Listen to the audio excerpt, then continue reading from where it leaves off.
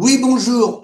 Une nouvelle vidéo, vous n'hésiterez pas de faire vos remarques et de partager et faire des analyses pour donner votre point de vue sur la situation par rapport à ce débat très controversé de la loi du plomb. Vous verrez qu'il faut prendre beaucoup plus de hauteur que ça et regarder d'un point de vue mondial comment ça fonctionne. C'est le sens de ma vidéo. Je vais faire intervenir une personne que je fais parler tout de suite qui est intervenu sur Public Sénat, qui, à mon sens, a bien résumé l'ensemble de la situation. Et ensuite, les gens avec qui on travaille, notamment au Brésil, les paysans sans terre. Donc, je ferai intervenir le responsable du collectif Paysans sans terre au Brésil. À tout de suite. Utilise des pesticides. Pourquoi est-ce qu'on utilise des pesticides et pourquoi est-ce qu'on utilise des engrais? On sait scientifiquement que l'utilisation des pesticides est, dans la quasi-totalité des cas, pas bonne pour la santé, pas bonne pour l'environnement, et l'excès d'azote n'est pas bon non plus. Oui. Et on le fait pour des raisons économiques. Et il faut le dire, ça n'est pas un gros mot. On le fait parce que sans pesticides et sans engrais, on a de moindres volumes de production. Et ça veut dire quoi? Ça veut dire potentiellement moins de revenus pour les agriculteurs, en tout cas à prix de marché constant. Ça veut dire moindre, voire largement moindre rentabilité des industries agroalimentaires françaises, celles qui vont collecter, stocker, transformer les produits des agriculteurs français. Et ça veut dire aussi potentiellement moindre autosuffisance ou moindre souveraineté alimentaire de la France. C'est pour ça qu'on utilise des pesticides. On n'utilise pas des pesticides parce qu'on pense que finalement c'est pas mauvais pour l'environnement. Et donc l'enjeu c'est, est-ce qu'il existe des modèles de rentabilité économique pour les agriculteurs, pour les industries agroalimentaires, dans lesquels on n'utilise pas, très peu, voire pas du tout de pesticides. Toute autre considération du problème, c'est ne pas voir les deux faces de la même pièce. Donc c'est bien pour des enjeux économiques. Muita honra hoje que eu recebo o João Pedro Stédio, que é dos líderes do MST, que é poderíamos dizer, dos maiores movimentos sociais do mundo hoje. Nós não gostamos desse tipo de qualificação. O que nós fazemos é a nossa obrigação de organizar os pobres do campo para que eles lutem por reforma agrária, por uma vida melhor. E agora estamos lutando também em defesa da natureza frente aos crimes ambientais. E ao longo desses 40 anos de vida do movimento, perdemos muitos companheiros, mas seguimos a luta e nós conquistamos terra para 400 mil famílias. Esse é o nosso tamanho, mas nós não queremos nos comparar com ninguém. Sim, mas o movimento Sem Terra é uma inspiração no mundo inteiro, ainda mais que hoje, com o livre comércio, os tratados que tem, por exemplo, da Europa, com todos os camponeses, em qualquer lugar do mundo, eles estão sofrendo muito, os pequenos, não o agronegócio, mas os pequenos estão sofrendo, e justamente o combate que começou no Brasil hoje está se exportando devagarzinho para os outros danados da terra. Isso, vocês acham que esse legado que hoje vocês põem nos BRICS é importante para... Um pouquinho de história. O MST se desenvolveu coincidindo com uma mudança que há no capitalismo mundial. Nos últimos 30 anos, naquilo que se chamou como rótulo de neoliberalismo, foi na prática o domínio do capital financeiro e das empresas multinacionais sobre a agricultura de todo o mundo. Hoje, 50 empresas controlam todo o mercado mundial agrícola, seja dos insumos, seja das commodities. E isso obrigou, então, que os movimentos camponeses também se internacionalizassem no seu intercâmbio nas formas de luta.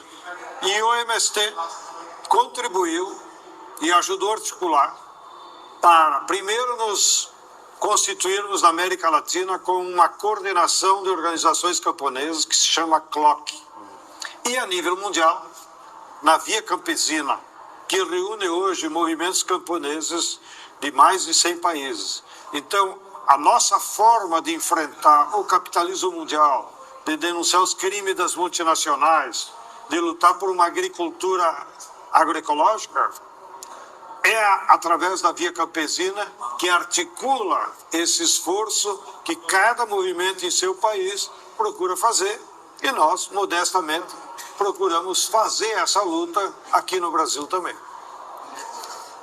O que você pode responder, porque hoje tem um acordo entre o Mercosul e a União Europeia que estressa muito os pequenos camponeses na França, na Alemanha, na Espanha, porque eles veem um monstro de agronegócio chegar e eles têm a impressão que eles vão ser esmagados. E o importante é que eles sabem que não é o pequeno camponês brasileiro que é o perigo. O que você pode falar para inspirar eles justamente a não...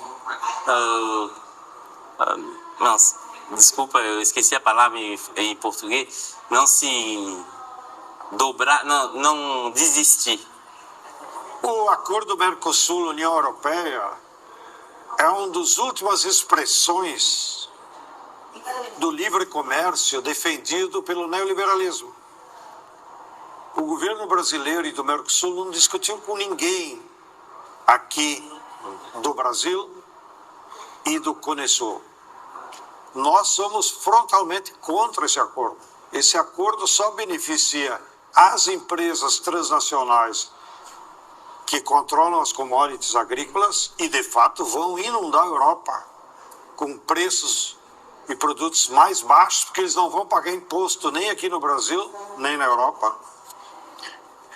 E vai beneficiar a indústria alemã, que quer vender produtos no Brasil sem pagar imposto aqui no Brasil. Então vai ser um desastre. Eu não sei de onde o Itamaraty convenceu o Lula a ser porta-voz desse acordo que é nefasto, sobretudo para os camponeses da América do Sul e para a indústria brasileira. Vai ter um impacto enorme. Por isso que nós, sempre que podemos, em todos os espaços, levantamos nossa voz, nós dissemos claramente que nós somos contra e nós vamos se mobilizar para que o acordo não aconteça. Então, nós ficamos sempre muito animados quando vemos os tratores da Europa ir para as ruas, fazer mobilizações e lutar. Continuem assim, façam luta, porque na história da humanidade, todas as conquistas sociais dependeram de lutas de massas. E se a gente não lutar, nós não conseguimos barrar os interesses dos capitalistas que só querem aumentar os seus lucros.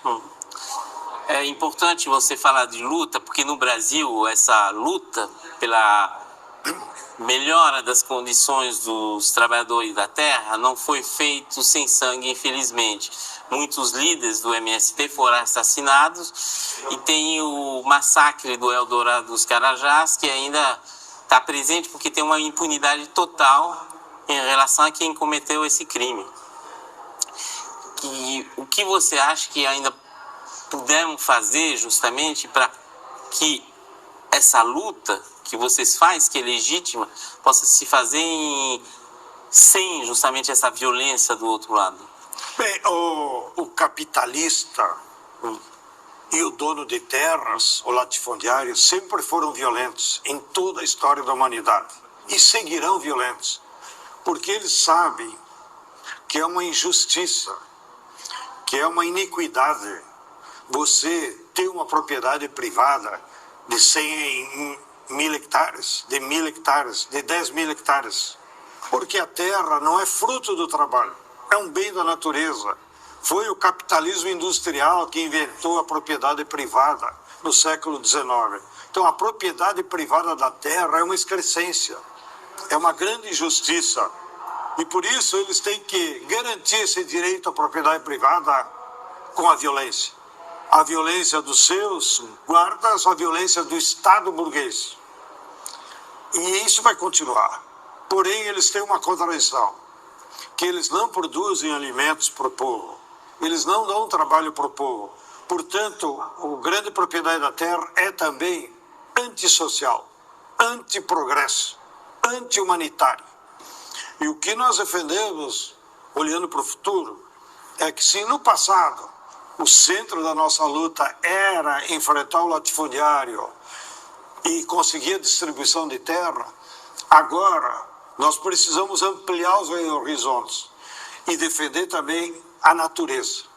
Porque se nós não defender a natureza, não combater o desmatamento, não promover o reflorestamento, não defender as nascentes e a água, nós colocamos em risco a vida do ser humano nesse planeta, que já estão morrendo muitas pessoas em função do desequilíbrio climático todo dia em todo o mundo.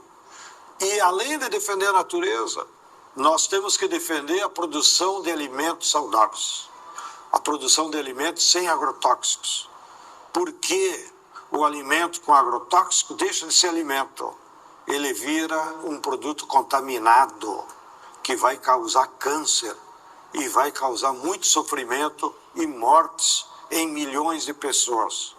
Então, nós temos que construir uma grande aliança da América Latina com a Europa para vocês nos ajudarem a combater os agrotóxicos. Porque todas as grandes fábricas de agrotóxicos são europeias. A Bayer, a BASF, a Syngenta, a DuPont, que estão inundando o mundo, a agricultura de todo mundo, com seus venenos. Muitos deles, inclusive, que são proibidos lá na Europa, graças à mobilização já da sociedade. Porém, essas empresas vendem os seus estoques proibidos lá, vendem aqui no Brasil, vendem na Argentina, vendem na América Latina inteira. Então, eu acho que a nossa luta internacional tem que ser focada agora na defesa da natureza, na defesa da água, na luta por alimentos saudáveis contra os agrotóxicos, porque o grande proprietário de terra que produz commodities, ele não tem solução para esses problemas. Ele não consegue produzir em larga escala soja, milho, algodão, sem usar uso intensivo de venenos. Então, o futuro da humanidade vai depender de uma agricultura familiar, em que os agricultores que trabalham na terra possam produzir alimentos saudáveis sem venenos. É importante o que você falou, porque agora na França tem um debate, porque tem uma lei que passou para voltar a reutilizar agrotóxicos que foi proibido. Porque justamente utilizando o argumento da concorrência de países que usa, então países da América Latina ou outros países, falando para a gente ser competitivo, a gente tem que usar também. Em vez de convencer os outros países a não usar, a gente está voltando para trás. Eu imagino que o lobby dessas grandes empresas que eu já citei, Bayer e BASF, e para quem não se lembra, Bayer e BASF é descendente de uma outra empresa mãe que foi a que fabricava o gás letal para matar milhões de pessoas nos campos de concentração durante a Segunda Guerra Mundial. Então, esse lobby para aumentar o agrotóxico é só para dar lucro para essas empresas. E eles não se importam que destroem o solo, porque o veneno é pior que o fogo.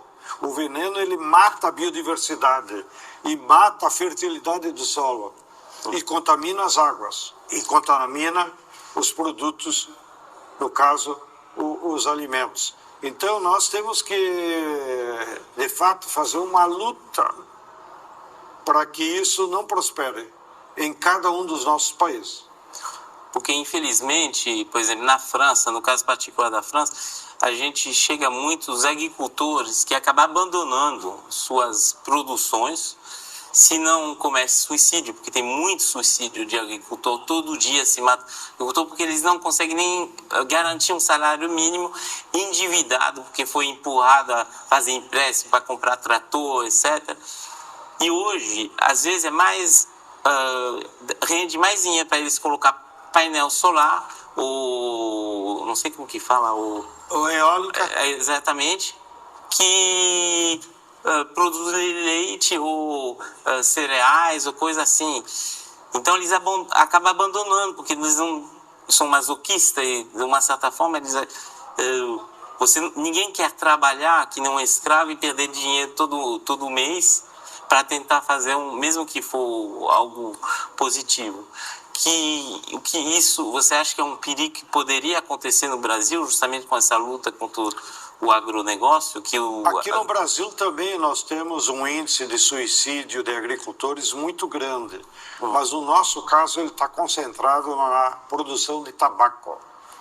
porque lá é usado um veneno que tem afetado consequências neurológicas, levam à depressão, e com a depressão eles se suicidam. Na Índia também há um fenômeno parecido, há muito suicídio na Índia, aí por razões sociais, que as pessoas, os agricultores não conseguem pagar os empréstimos e aí ficam envergonhados e se suicidam. E por isso que nós temos que fazer uma luta mundial. Cada país tem um projeto de desenvolvimento, garantir a soberania alimentar. É essa teoria que a Via Campesina defende, inclusive para enfrentar a FAO e os governos locais.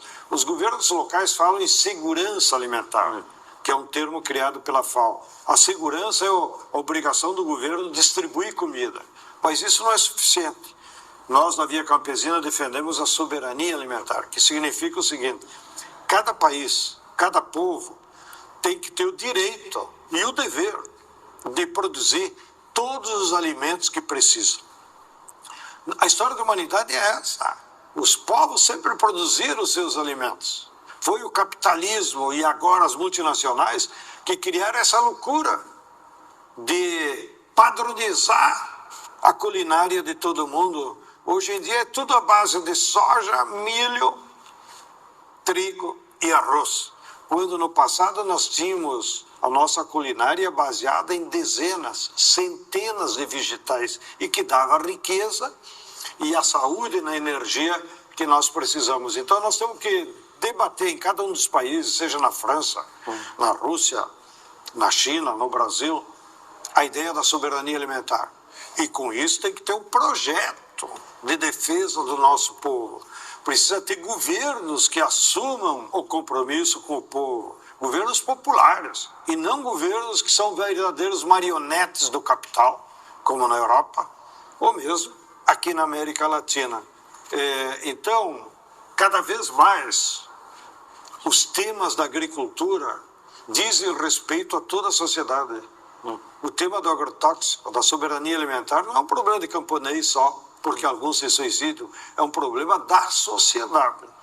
E ele só vai ser resolvido se toda a sociedade se conscientizar para essa luta contra os agrotóxicos, contra o desmatamento, contra as mudanças climáticas.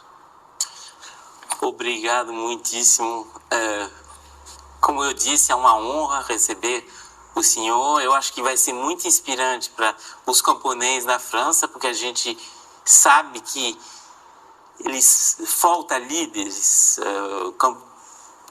da terra, eles se sentem meio perdidos, sem rumo.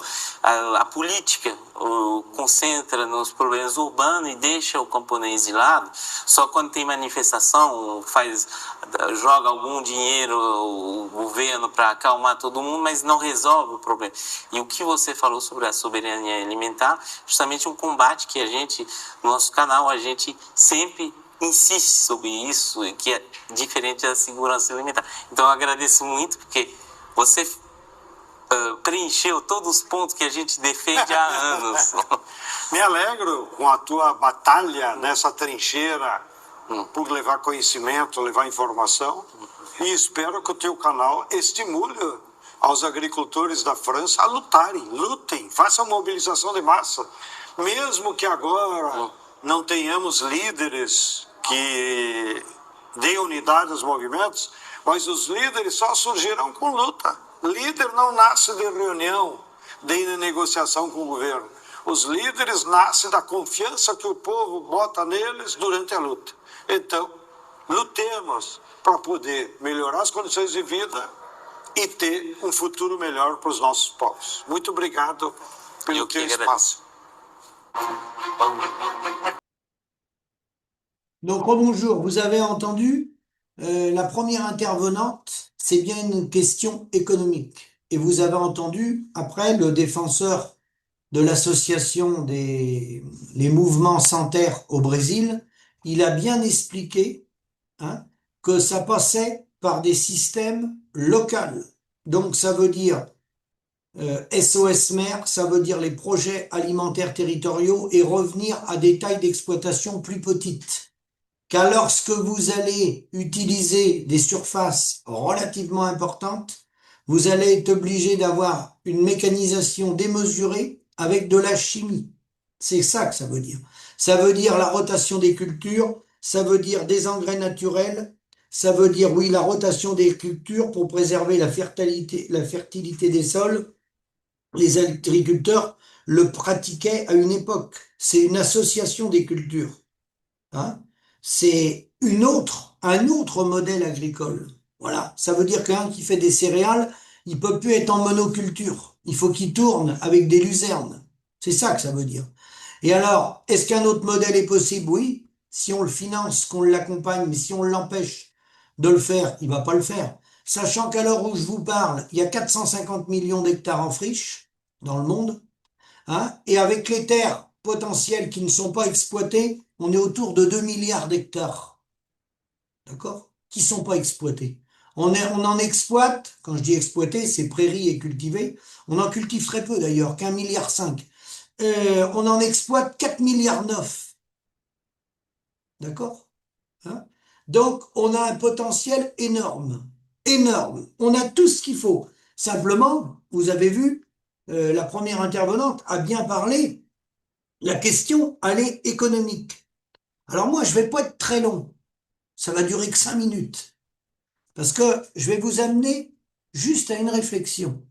Vous avez entendu Arnaud Rousseau.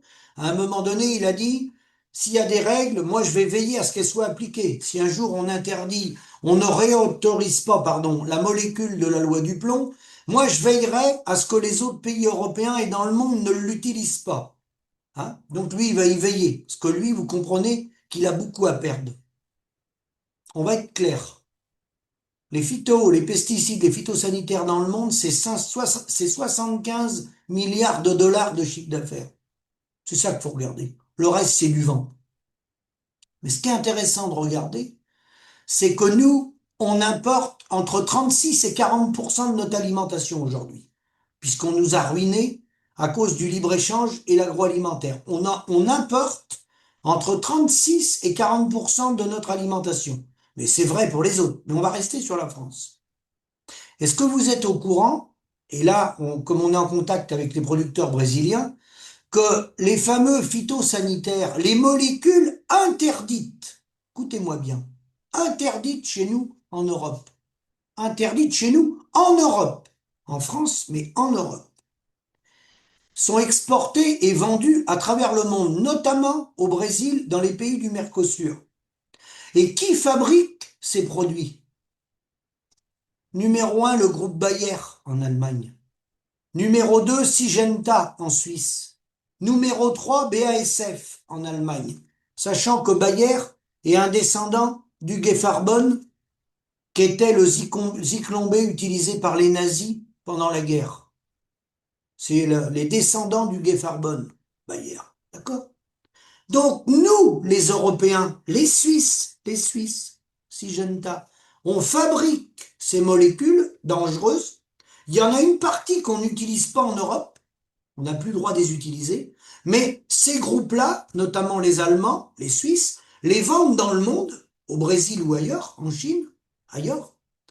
Et vous avez vu, on importe entre 36 et 40% de notre alimentation. Donc les Français consomment des produits alimentaires qui ont été traités avec des molécules interdites en France et interdites en Europe. Et là, qu'est-ce que fait Monsieur Rousseau? Qu'est-ce que fait Monsieur Macron? Alors Monsieur Rousseau, il peut pas, lui, parce qu'il est assis sur une chaise. Au Brésil, il a une société qui s'appelle Mix Science. C'est lui qui nourrit, avec sa fabrique d'aliments du bétail, les animaux. Donc il nourrit les animaux. Les molécules sont fabriquées en Allemagne et en Suisse, et ça revient dans nos assiettes. Vous avez compris la supercherie? Est-ce que vous avez compris la supercherie?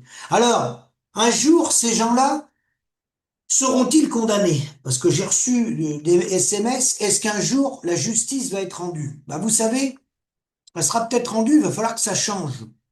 Parce que à nos portes, chez nous, en France, il y a une entreprise dont vous avez entendu parler, où il y a eu une explosion, c'est Lubrizol à Rouen.